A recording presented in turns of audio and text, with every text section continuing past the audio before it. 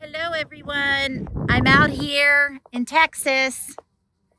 Beautiful weather today.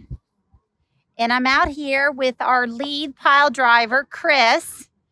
And I'm going to ask him a couple questions about the importance of foundation and the importance of our Geic machine.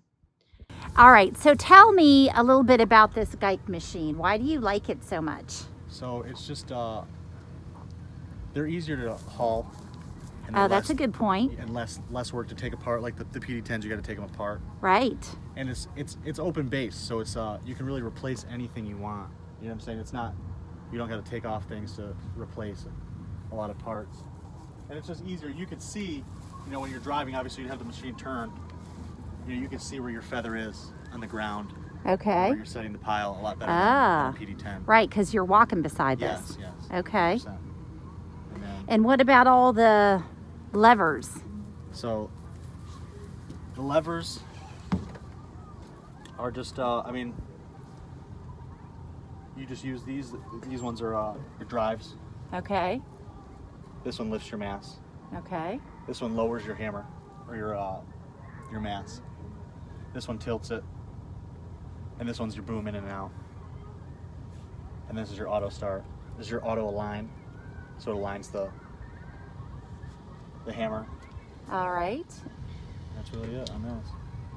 And what about the maintenance on these things? Would you say they're pretty? So the maintenance is, if anybody has any general mechanical incline, they're mechanically inclined, it's not a big deal. It's just your main issues, your hoses, they'll break is the first things to go. Okay. And it's just your oil, and your air filters, just like standard. You got your hydraulic reservoir, and you got your reader here, and you just fill it up, and that.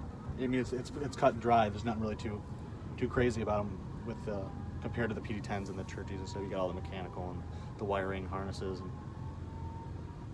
So would you say how are they pretty reliable? Do they break down a lot? Are they pretty? With any piece of equipment, is if you don't maintain it the way you're supposed to, it'll break down. But I do think these are a lot. If something does break, it is a lot easier to get a hold of the part and replace it instead of taking off panels and weight plates and. Right. Okay. Even the rollers. Even the rollers are simpler to replace. If you break a roller on a PD10, you got to use a machine to take the track off. These ones, they just pop right out. You literally lift this up and pull off the plate. This plate, and you release the grease, and you literally just lift the machine up with the foot, and you just drop the new roller right in, and it's done. Oh, that does sound easy. Okay. And so these are made out of? They're Germany. Germany. Okay. And would you say the parts are easy to get? We have the North American Geic place, so I believe the rep is Joni. We use her a lot. She's pretty persistent. She's good. Okay. Well, good. All right. So let's talk a little about surveying a solar field. Tell us some things that what's the first thing you do when you want to come out to a solar field?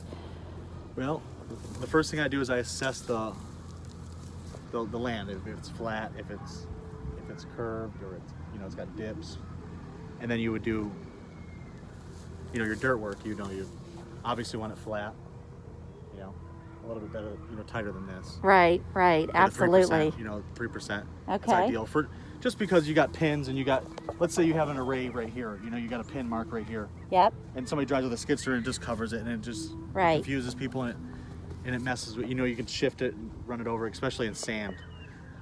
And then, you look at your land, and then you have your survey pin it out, and then you set your string line for your trackers and your arrays. Okay, tell us a little bit about that string line. So the string line, there's millions of ways people like to do it. Mm-hmm. And what we do here is we do level string line. So we use a big 4-foot level, and we put it on the pin, and we bring the string line right level with the.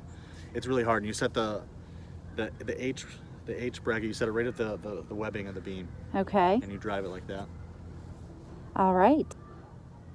And what are some of the lasers that you recommend? The lasers that we use, they're newer. Nobody really does it the way that I do it. We use battering board brackets. and we put it on top of the pile and we grade match with GLN 422s. Okay. And it's a lot simpler. It puts all the reliability on the driver of the machine. Okay. So instead of having a laser guy, then the blame guy takes everything out and puts all the reliability on one person. You know, that's their field. And you can split them up too. Instead of taking one laser and shooting 100 trackers, but with this you wouldn't be able to do that with this layout. But instead of that, you would be able to, I could put somebody over here in this field, and let's say we had to start that other field at a certain time, I could take 2 lasers over there and they could do that field. And they would know how to use the laser. Anybody could learn that laser. It's very simple. Okay.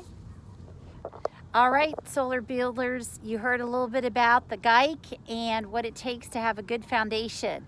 So like this video, subscribe, and stay tuned for the next one. Bye.